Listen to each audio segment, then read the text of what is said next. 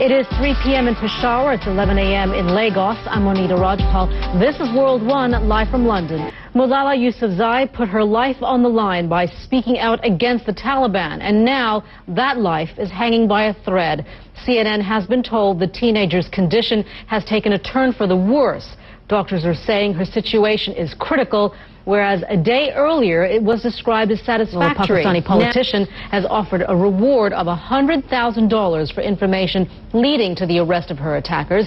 We want to talk now to CNN's Reza Saya, who joins us now live from Islamabad in Pakistan. Reza.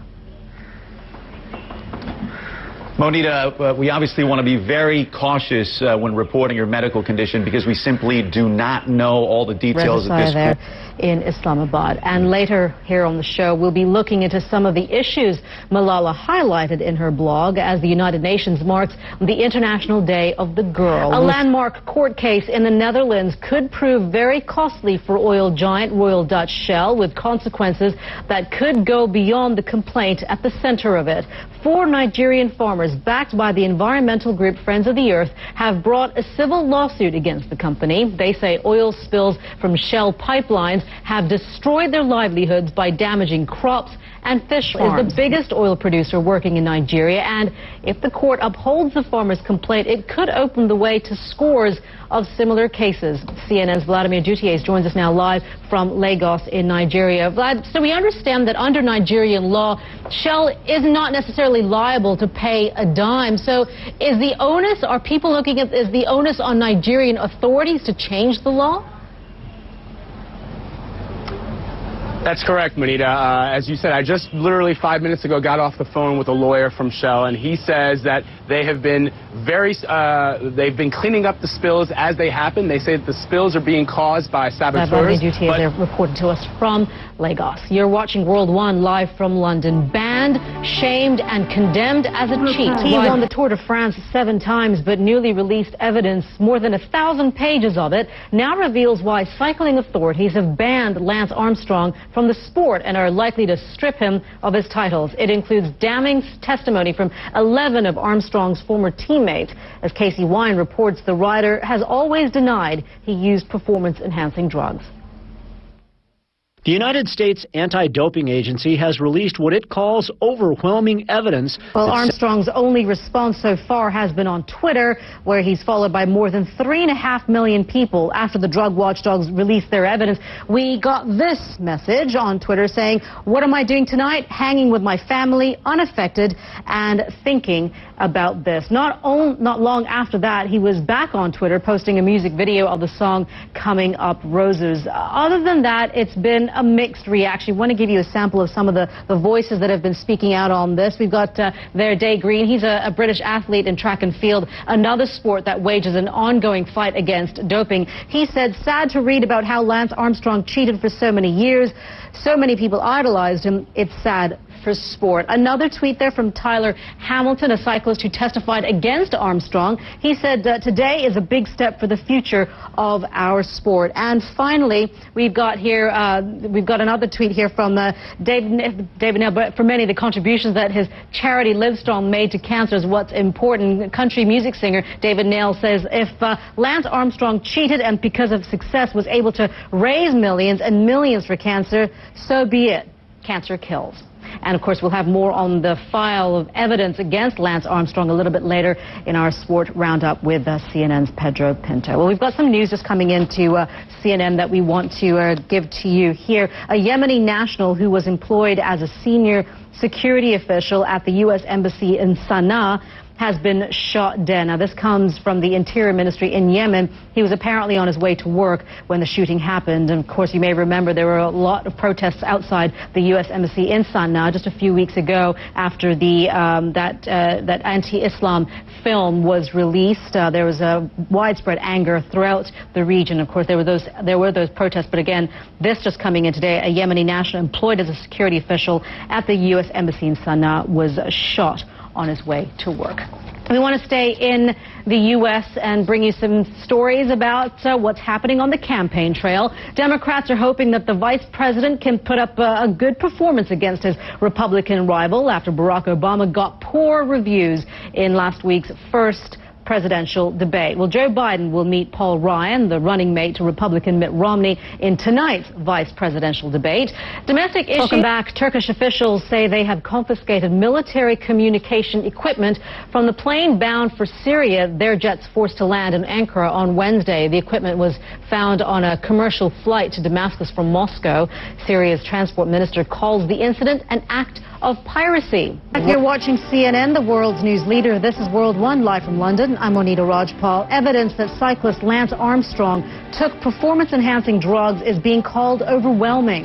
Tens of millions of girls around the world getting an education is an uphill battle, and it's just one that many of them will lose. Today, the United Nations is marking the International Day of the Girl with a call to get female children out of forced marriages and into the classroom. And here's what they are up against. Around the world, there are 75 million girls out of school, and that includes primary and lower secondary education. And according to UNICEF, 1 in 3 girls is denied a secondary education. That has a direct effect on their ability to support themselves and their families. Well, World Bank research found that just one extra year of secondary school can increase a girl's potential income by up to 25%. Well, girls around the world have been talking about what this day means to them. Let's begin here in Nepal and Sunita. She says she hopes other girls don't end up like her. Take a listen.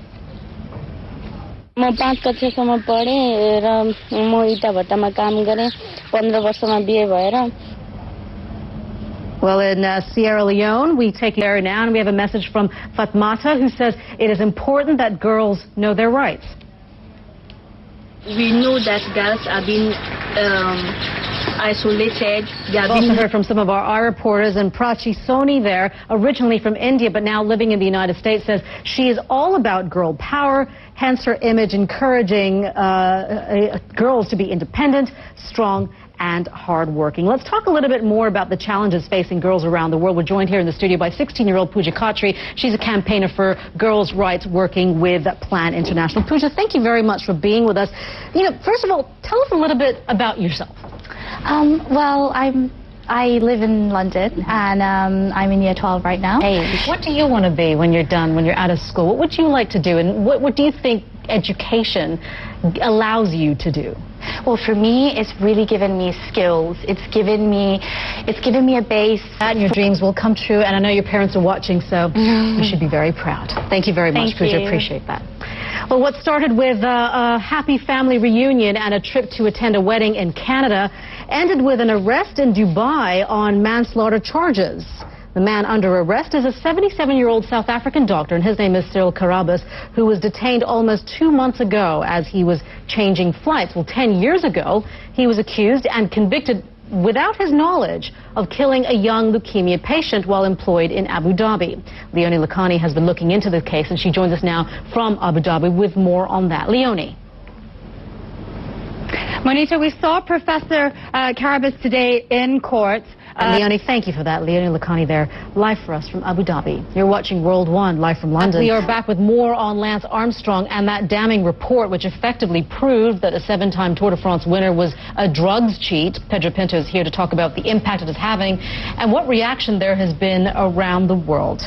It's a story that we are all talking about. It's not just a sports story. It's a story that I think resonates with a lot of people. It does, because he's not only a sporting hero. I think he's a hero to a lot of people who he's helped through his foundation, Live Strong, with raising, you know, nearly $500 million in research money for cancer. And when I saw the report from the U.S. anti-doping agency yesterday, the statement was made at about 4 o'clock on Wednesday afternoon. I was still shocked. I still always want to believe, and I think a lot of sports fans are feeling like I'm feeling. I still want to believe that he's innocent. I still want to believe that he did it the right way. This is one of the great sporting icons of our generation. And I'd like to read a little bit of that statement again, Monita, from the USADA, which was released. Before we came on set, you were telling me that there comes a point where you just say, I've passed 500 drugs tests. I've said that I'm innocent. I don't know what else I can do. Well, I think that's the thing. We were talking a lot about his reaction or lack thereof to this evidence that has been described, as you're saying, you know, successful, almost organized doping by him and his team. I guess it comes to a point when you've been accused once, twice, 50, 500 times, and you kept saying, actually, I have nothing to hide. There comes a point when you probably say, you know what, done. Yeah, and it's interesting you say that because his legal team obviously has been quite busy over the last 24 hours or so. And the interesting thing is that a lot of people are thinking that way as well, because those that have anything that deals with Livestrong as well, because they put him up on a pedestal because of the amount of money that he has raised for cancer charities and other charities and healthcare as well. They don't know what to think, and it's. But the other side of that is, does it matter? Because he has raised so much money for cancer research. And that can only be a good thing, right? That is a good thing, and the work he has done for cancer cannot be wiped out. I think his 7 Tour de France's will be wiped out, as the International Cycling Union will now look at this latest report, and cycling authorities will, and maybe they'll erase him from the records, which is sad, but if he's guilty, that's what needs to be done. All right, it's going to be a busy day for you. Yeah. So you just look at all the fallout of all this. Pedro, thank you very much for that. You are watching World One live from London. Who will win in the next 24 hours the 2012 Nobel Prize? Well, in just a few minutes, we'll know who's getting this year's Nobel Prize for Literature. Over the years, the Nobel jury has proved hard to second guess. But for what it's worth, betting experts are naming Japan's Haruki Murakami as contender this year. His latest novel, 1Q84, was a critical hit and an international bestseller. Other names in the mix include Philip Roth, Cormac McCarthy, and apparently even Bob Dylan. Yeah, but what is perhaps the most prestigious prize will be announced tomorrow, and that is the Nobel Prize for Peace. Last year, there was a surprise when the award was shared 3 ways. This time around, as ever, the international guessing game is in full swing. CNN's Jonathan Mann reports. Last year, no one guessed that 3 women from Africa would win the Nobel Peace Prize. Parts of Europe are on alert for possible flooding.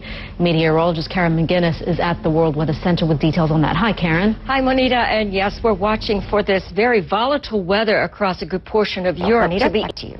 Oh, indeed. They're so cute, Karen. Thank you very much for that. You're watching World One live from London. I'm Monita Rajpal. Thank you for joining us. We'll update you the news headlines in just a couple of minutes, right here on CNN.